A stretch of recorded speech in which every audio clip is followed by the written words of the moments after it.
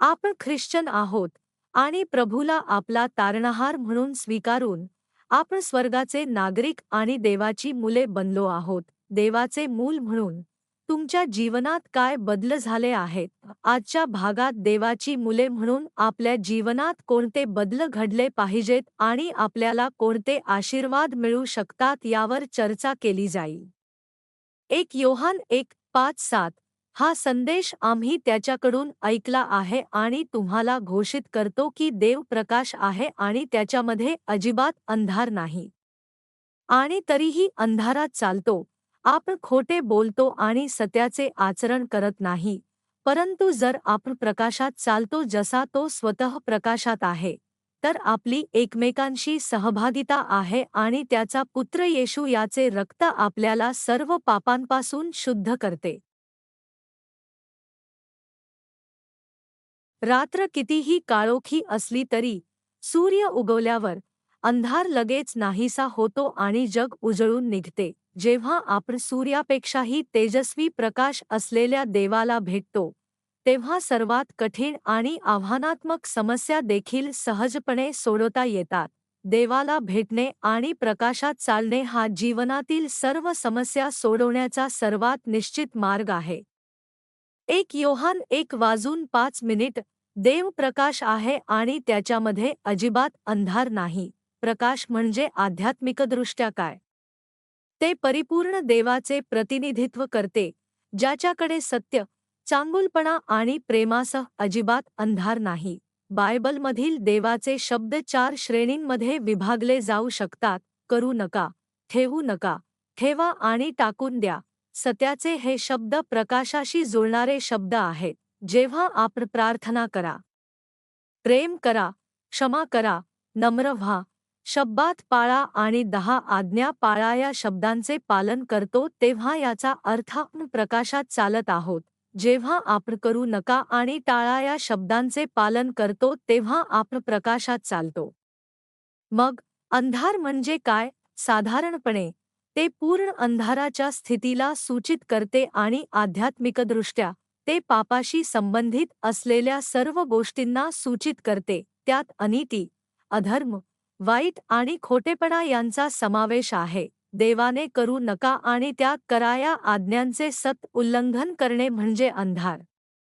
चोरी करू नका, खून करू नका, द्वेष करू नका, मूर्तींची पूजा करू नका, वाईटाचे स्वरूप देखील सोडून द्या, मत्सर सोडून द्या, लोभ सोडून द्या, अभिमान सोडून द्या आणि देहाचे विचार सोडून द्या, असे शब्द आहेत. देवाच्या वचनाचे उल्लंघन करणारी कोणतीही गोष्ट म्हणजे अंधार. देवाच्या आज्ञांचे पालन करणे किंवा त्याने सांगितलेल्या गोष्टी करणे हे देखील अंधारात राहणे आहे. तुम्ही कुठे आहात, प्रकाशात की अंधारात? देव 100 परिपूर्ण प्रकाश असल्याने त्याच्याकडे 1% देखील अंधार नसल्यामुळे त्याची इच्छा आहे की त्याच्या मुलांनी पूर्णपणे प्रकाशात चालावे. जर अंधार असेल तर शत्रू सैतान आणि अंधाराचा शासक सैतान त्याचा उपयोग परीक्षा आणि संकटे आणण्यासाठी संधी म्हणून करेल. मुले त्यांच्या पालकांसाठी मौल्यवान असतात आणि पालक कधीही त्यांना दुःख देऊ इच्छित नाहीत. जर त्यांची मुले मोठी होऊन त्यांना प्रेम करतील आणि समजून घेतील तर पालक किती आनंदी असतील. देवाचीही अशी इच्छा आहे की आपल्यासोबत असा जवळचा सहवास असावा, जिथे परस्पर प्रेमाची देवाणघेवाण होईल. 1 योहान 1:7 पण जर आपण प्रकाशात चाललो जसा तो स्वतः प्रकाशात आहे, तर आपण एकमेकांशी सहवास करू. पण देवासोबत सहवास असण्याची एक अट आहे.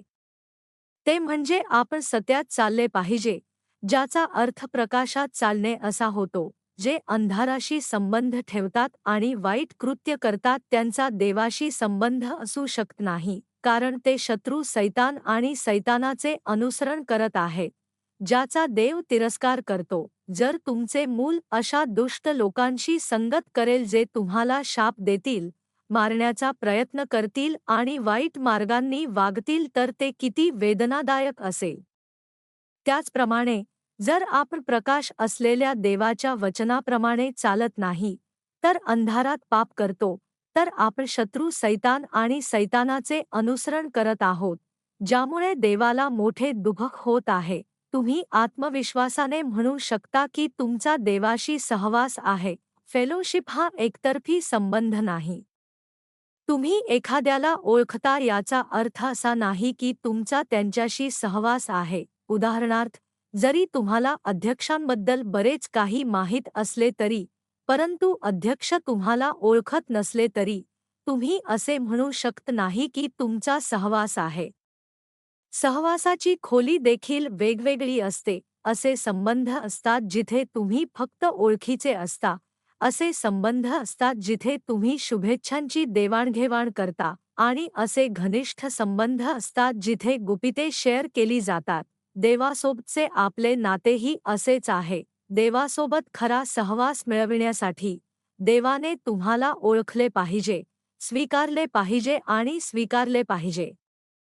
जेव्हा आपण प्रकाशात राहतो, आज्ञा पाळतो आणि देवाच्या वचनानुसार चालतो, जो प्रकाश आहे, तेव्हा देव आपल्याला ओळखतो आणि म्हणतो, तुम्हाला विश्वास आहे, मी तुम्हाला ओळखतो. मत्तय 7:21 म्हणते, मला प्रभू, प्रभू म्हणणारा प्रत्येकजण स्वर्गाच्या राज्यात प्रवेश करेल असे नाही, तर जो माझ्या स्वर्गातील पित्याच्या इच्छेप्रमाणे करतो तोच प्रवेश करेल.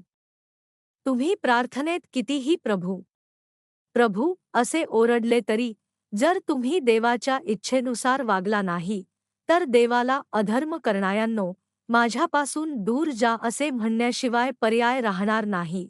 जर आपला खरोखर देवाशी सहवास असेल, तर त्याचे स्पष्ट पुरावे असतील. आपण जे काही मागतो ते आपल्याला मिळते. देवाचे गौरव करून आणि त्याच्याकडून संरक्षण मिळवून, म्हणून आजारपण किंवा दुर्बलता सहन करण्याचे किंवा परीक्षा, क्लेश किंवा आपत्तींना तोंड देण्याचे कोणतेही कारण नाही.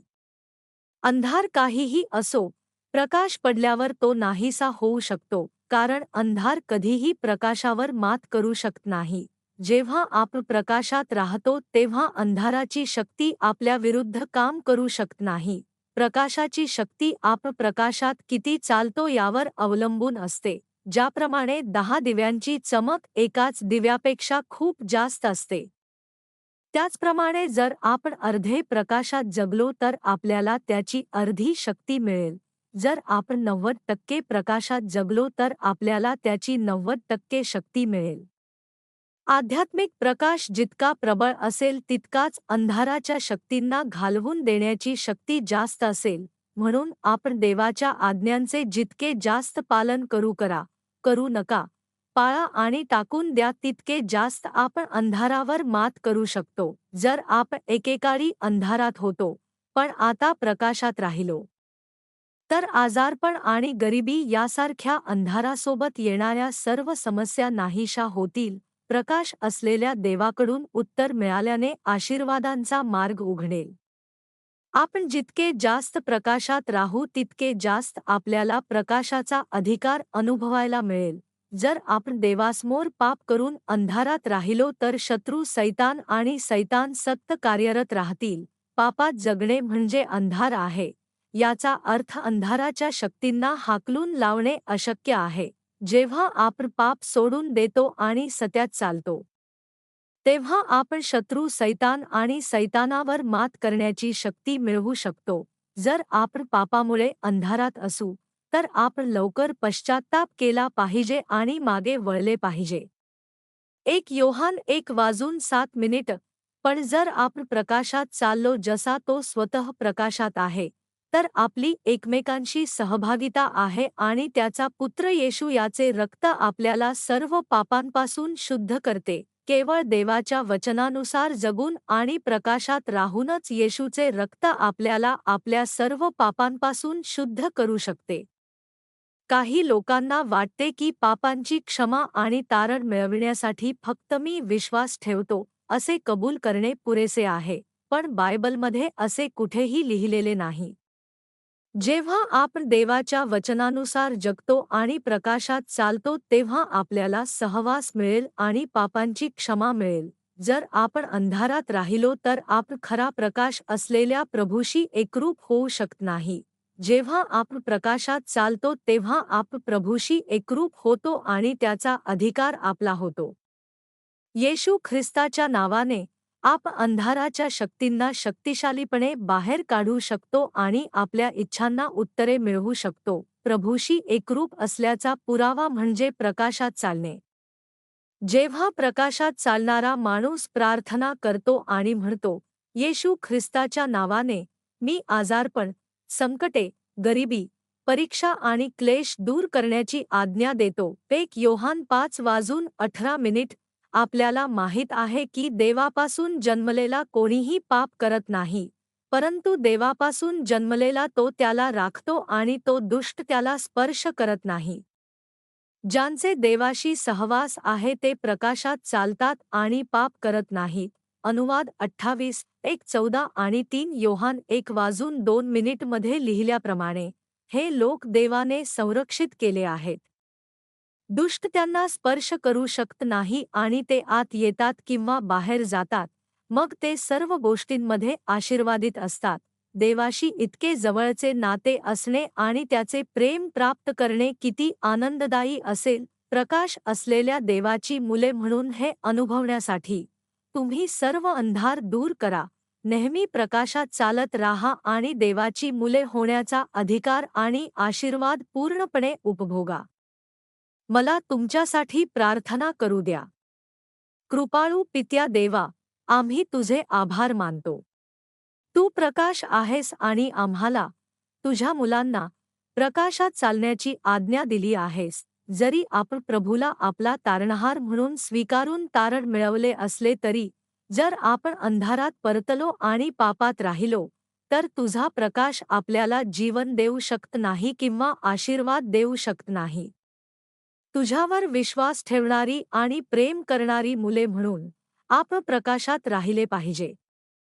आपण अंधाराची कृत्ये सोडून देऊया आणि ख्या प्रकाशात राहणारे आशीर्वादित विश्वासणारे बनूया, जेणेकरून आपल्याला प्रकाशाचे अद्भुत आशीर्वाद पूर्णपणे प्राप्त करता येतील आणि त्याचा आनंद घेता येईल. आपल्या प्रभू येशू ख्रिस्ताच्या नावाने मी आभार मानून प्रार्थना करतो.